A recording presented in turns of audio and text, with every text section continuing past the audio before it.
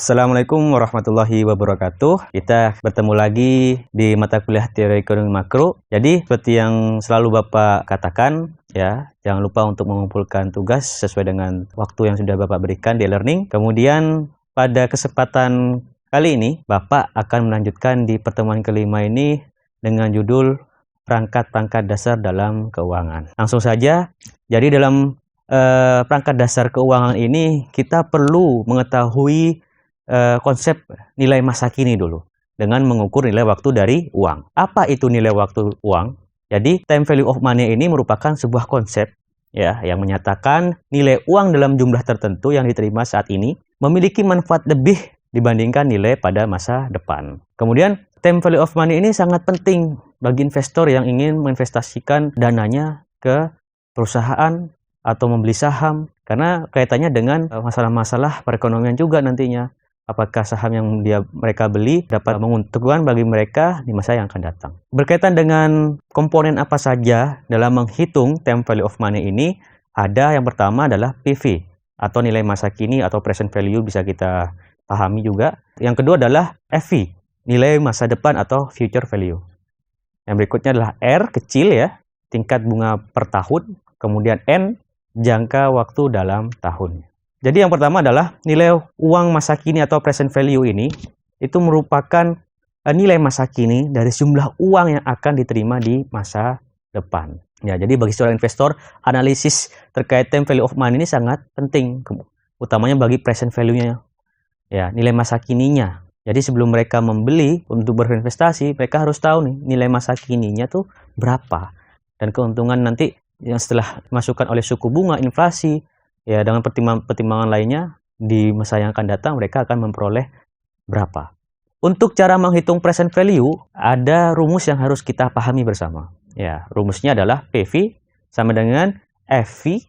FV-nya ini adalah FVN ya, nilai masa uang masa depan dalam kurung 1 plus R kecil tutup kurung pangkat N. Seperti yang sudah kita tadi pahami ya, kalau PV itu present value, FV itu future value, R itu rate atau suku bunga, dan N adalah jumlah periode yang akan ingin kita hitung ke depannya. Nah, sebagai contoh, di sini saya sudah berikan, Anda berencana untuk menyiapkan biaya pendidikan anak. Telah diperkirakan membutuhkan total dana sebesar 100 juta pada 2 tahun mendatang. Jadi, untuk 2 tahun mendatang tuh, sebelum anak masuk dalam dunia pendidikan, orang tua itu mengharuskan sudah mendapatkan uang 100 juta, mempersiapkan uang 100 juta dalam 2 tahun mendatang. Sementara itu, bunga deposito bank sebesar 4% per tahun. Nah, otomatis saat merencanakan biaya pendidikan kan juga butuh di sini bunga deposito yang bentuk investasi dari orang tua ini. Ya, dengan 4% per tahun bunganya. Kemudian, berapa uang yang dibutuhkan agar 2 tahun kemudian uang Anda terkumpul 100 juta ya dalam waktu 2 tahun ini. Nah, jawabannya adalah PV, yang dicari adalah present value-nya adalah nilai uang masa kini sama dengan FVN per 1 plus R ya tutup kurung pangkat N. Jadi seperti yang kita ketahui FV-nya adalah future value-nya adalah nilai uang masa depannya adalah 100 juta yang diharapkan. Ya, dibagi dengan 1 sesuai dengan rumus plus 0,04. Nah, 0,04 ini diperoleh dari bunga deposito bank yang sudah ditanamkan ya sebelumnya sebesar 4% atau bisa didesimalkan jadi 0,04. Ya, tutup kurung pangkat 2. Kenapa pangkat 2? Karena dibutuhkan uang sebesar dibutuhkan 2 tahun. Ya, yang diinginkan adalah 2 tahun untuk terkumpulnya uang 100 juta tadi. Nah, kemudian lanjut ke 100 juta dibagi dari jumlah 1 plus 0,04 di pangkat 2 diperoleh hasil 1,0816. Ya, kemudian 100 juta itu dibagi 1,0816 diperoleh 92,46 juta. Jadi uang yang dibutuhkan adalah sebesar 92,46 juta. Jadi kelebihan dan kekurangan dari present value itu apa sih, Pak? Yang pertama, kelebihannya, kita bicara kelebihannya ya. Untuk mempermudahkan menghitung atau memprediksi uang hari ini yang dibutuhkan. Kekurangannya adalah tidak ada kepastian sehingga perlu dipertanyakan kejelasannya. Kenapa bilang tidak ada kepastian? Karena seperti yang saya bicarakan tadi, untuk menghitung nilai masa kini, ya apa yang kita butuhkan untuk memprediksi apa yang kita dapat di masa depan, itu kan banyak sekali hambatan-hambatannya, seperti mungkin dampak inflasi, kemudian bencana alam, dan faktor eksternalnya. Jadi banyak sekali faktor di luar ketidakpastian tersebut. Yang kedua, kita bicara tentang nilai uang masa depan. Nah, future value ini adalah sejumlah uang yang ada saat ini. Kita ingin menilai di masa depan dari jumlah uang yang ada saat ini. Jadi future value ini lebih ke nilai uang di masa datang, dengan menunjukkan manfaat dari investasi dan perolehan dari suku bunganya. Ada dua macam suku bunga yang dapat digunakan dalam menghitung future value. Yang pertama adalah simple interest, yaitu adalah bunga yang didapatkan dari investasi saat ini. Ya, jadi kalau saat kalian berinvestasi, ya, karena itu ada bunga nih, ya, atau saat membeli deposito, menaruh tabungan deposito, itu kan dapat bunga deposito. Nah, yang saat ini kalian dapat berapa? Nah, yang kedua adalah compound interest, yaitu bunga yang didapatkan dari investasi saat ini dan dari akumulasi investasi tersebut atau bunga majemuknya. Ya, jadi kalau kita bicara akumulasi berarti keseluruhan dari investasi. Ya, nggak cuma dalam satu investasi. Simple interest, kalau kita bilang simple interest berarti hanya satu investasi saja. Tapi kalau bicara compound interest adalah akumulasi investasi yang kita taruh di dalamnya. Cara menghitung future value. Ya, bagaimana caranya adalah rumus simple interest-nya dan rumus compound interest itu sangat beda. Untuk simple interest adalah rumusnya FV, future value, ya, sama dengan present value dikali dalam kurung 1 plus R kali N. Ya, tutup kurung. Untuk yang compound interest adalah future value sama dengan present value kali 1 plus R pangkat N. Yang ketiga adalah kita ingin mengenal dan mengelola resiko. Bagaimana caranya? Setelah kita tadi bicara tentang future value, present value, ya, sekarang kita harus mengetahui yang terpenting juga mengenal dan mengelola resiko yang kita akan dapat nantinya. Jadi resiko bisa didefinisikan sebagai kejadian yang merugikan atau kemungkinan hasil yang diperoleh menyimpang dari yang diharapkan. Yang kedua, resiko itu juga bisa dikelompokkan ke dalam resiko murni, yaitu resiko kemungkinan kerugian, tetapi kemungkinan keuntungan tidak ada. Dan resiko spekulatif, yaitu resiko di mana kita mengharapkan terjadinya kerugian dan juga keuntungan. Jadi sudah berharap bahwa kalau rugi akan seperti ini, kalau untung akan seperti ini. Kemudian terdapat berbagai jenis risiko. Namun dalam pembahasan ini kita biasanya menyebutnya dalam risiko keuangan lebih tepatnya. Biasanya risiko keuangan itu berkaitan dengan nilai tukar, pasar keuangan, suku bunga, kemudian likuiditas dan juga piutang. Nah, selain itu, kalau boleh saya simpulkan, jadi dalam mengetahui total risiko itu ada dua. Ya, dalam merumuskan total risiko ada dua. Yang pertama adalah risiko sistematik dan risiko unsistematik. Ya, dimana kalau kita bicara risiko sistematik adalah risiko yang pasti diperoleh oleh semua orang yang berinvestasi di dalam negara tersebut. Baik itu investor, baik itu perusahaan, baik itu pemerintahan, masyarakat. Secara sistematik semua akan mengenai dampaknya. Nah, itu risiko sistematik. Ditambah dengan risiko unsistematik. Nah, unsistematik ini adalah yang hanya diperoleh oleh beberapa investor atau beberapa perusahaan saja yang dalam hal ini yang salah dalam mengelola resikonya. Nah, itu adalah risiko unsistematik. Nggak semua orang atau nggak semua pemerintahan itu akan mendapatkan dampaknya. Jadi itu bisa dikatakan semuanya total resiko. Jadi bagaimana Pak mengelola resiko itu? Yang pertama adalah harus diidentifikasi dan pengelolaan resikonya. Ya, jadi biasanya harus dengan manajemen risiko yang baik. Atau seperti yang saya bilang, kalau kita masih belum bisa memanajemen risiko, ya kita secara mudah datang ke reksadana, ya, bertemu dengan manajer investasi, kemudian berbicara tentang mana saja sih risiko-risiko yang akan kita dapat ke depannya dan bagaimana meminimalisir risiko tersebut. Ya, yang kedua adalah dari adanya manajemen risiko itu untuk mengelola risiko sehingga kita bisa memperoleh hasil yang paling optimal. Ingat, dengan manajemen risiko otomatis kita berharap dengan hasil yang optimal, bukan hasil yang melebih-lebihkan, ya, yang optimal. Nah, yang ketiga adalah manajemen risiko itu sendiri sebenarnya bersifat multidisiplin yang menggabungkan prinsip-prinsip yang relevan dari ilmu matematis dan statistik. Nah, ekonomi keuangan, komputasi, dan tata kelola perusahaan itu masuk dalam bahasan-bahasan dari manajemen risiko. Ya, jadi kadang manajemen risiko ini multidisiplin, jadi semua ilmu itu dapat diartikan menjadi satu kesatuan dalam memahami manajemen risiko. Yang keempat adalah implementasi secara komprehensif yang penting. Jadi dalam perusahaan itu biasa dikenal dengan enterprise risk management. Ya, di mana enterprise risk management adalah sebuah kerangka yang komprehensif, terintegrasi untuk mengelola risiko seperti risiko kredit, risiko pasar, modal ekonomis, transfer risiko, ya, untuk memaksimumkan nilai perusahaan. Jadi mengelola risiko keuangan itu di sini menurut HUL 2017 itu ada 3. Ya, ada tambahan dari para pakar ekonom, ya, HUL 2017 ini menyatakan bahwasanya untuk metode ya pengelolaan risiko keuangan itu ada 3. Yang pertama adalah menyesuaikan posisi exposure keuangan perusahaan baik on balance sheet atau neraca, ya, maupun off balance sheet seperti komitmen, kontingensi, ya, keputusan, ya, off balance sheet.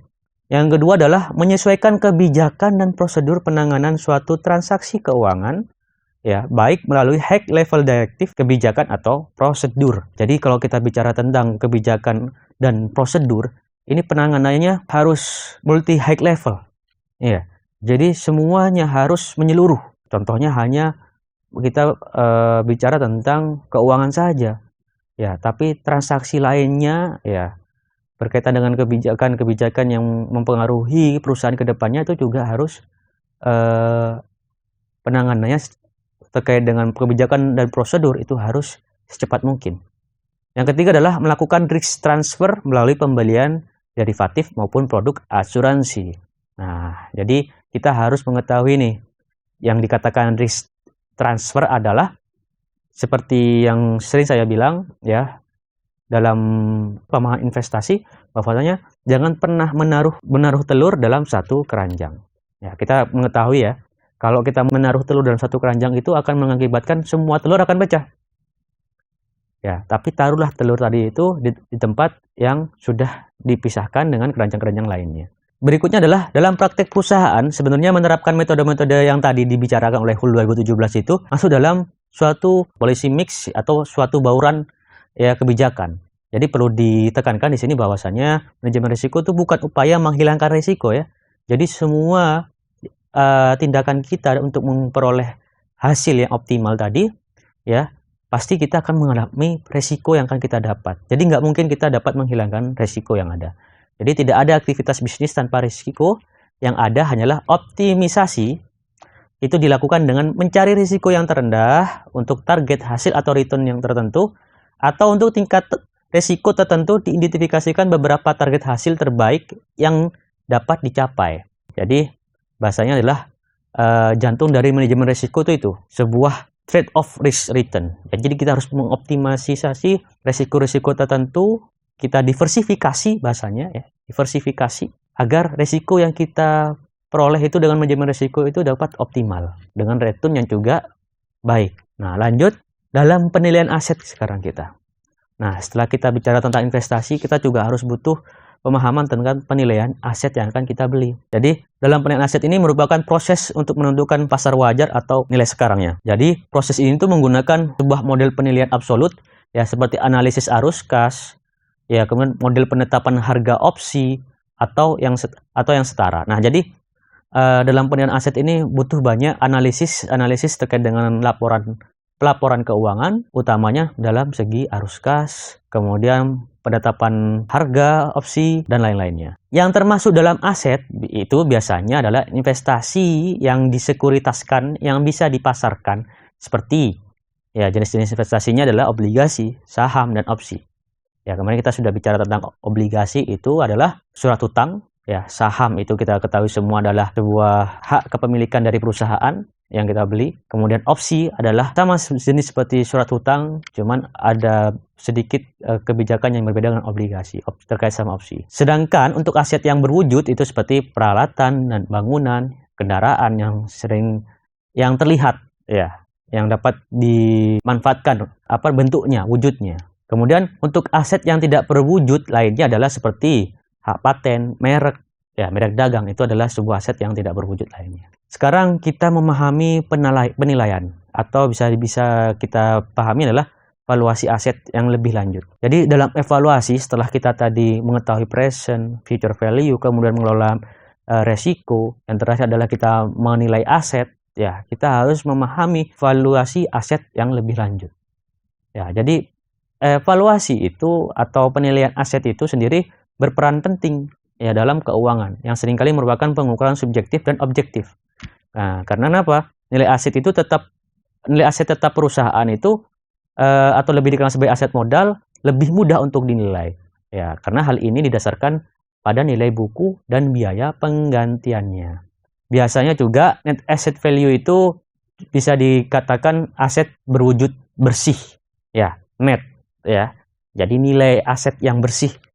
Ya, net aset berwujud yang bersih yang sudah ada di nilai bukunya ya, kemudian sudah ada di neraca keuangannya secara historis itu sudah dikurangi ya, biaya historisnya sudah dikurangi oleh akumulasi penyusutan ya, kemudian dikurangi juga dengan aset tidak berwujud dan kewajibannya ya.